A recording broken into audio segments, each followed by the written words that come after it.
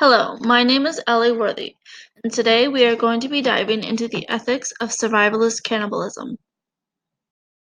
To do so, we're going to be studying a case by Richard T. DeGeorge, the case of the collapsed mine. In this scenario, a gas leak leads to an explosion and a sequential cave-in. In the initial collapse, 3 miners are killed and 8 are trapped. During an attempted rescue mission, 3 of the would-be rescuers are killed, and the miners soon realize that they will likely not be rescued before they starve to death unless they come up with a solution. The solution, of course, is a gruesome one, but their only chance of survival. The miners must sacrifice one in order for the rest to survive.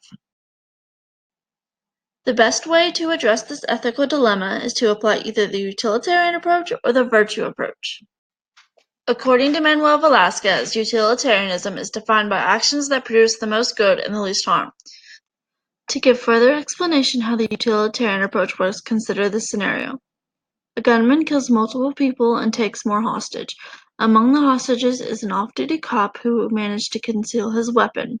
When the gunman is distracted, the officer draws his own weapon and enters into a standoff with the gunman.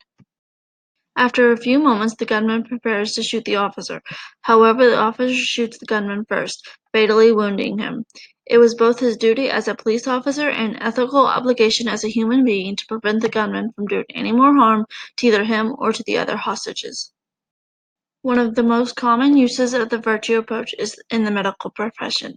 Doctors and nurses are faced with ethical dilemmas quite often in the case of terminal patients. An oath of do not harm becomes a bit blurred. If you were to use the virtue approach, you might believe that allowing a person with a terminal illness to suffer would make you a bad person. Then it would be your ethical obligation to help that person end their suffering.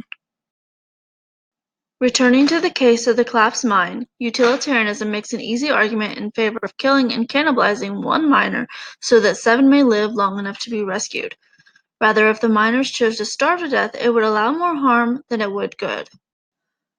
However, the virtue approach complicates the dilemma a bit more. If the miners were to take this approach, they might see killing another person as a corruption of their own moral character, and therefore would starve to death to prevent becoming a bad person.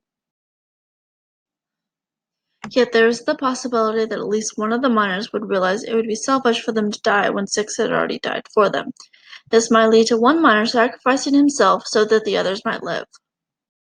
One of the ways in which utilitarianism and virtue are similar is their self-centered focus. Utilitarianism allows for the person in question to decide which action they will believe will do more harm than good, rather than an objective right or wrong. Likewise, the virtue approach would allow a philosopher to make harmful decisions in order to keep from corrupting their own moral character. Utilitarianism and virtue ethics differ greatly when it comes to their focuses.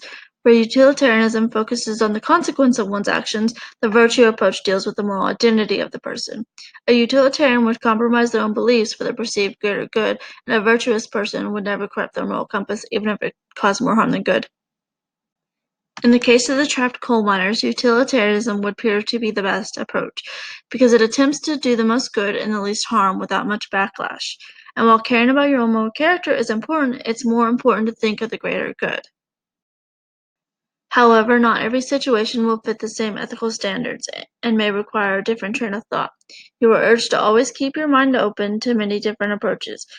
Keeping your options open is truly the best course of action, especially when considering becoming a cannibal in order to survive. Here you will find the sources I consulted during my research. And with that, this concludes our lesson. I hope you learned something new, and I also wish for you to have a wonderful day. Created using Powtoon.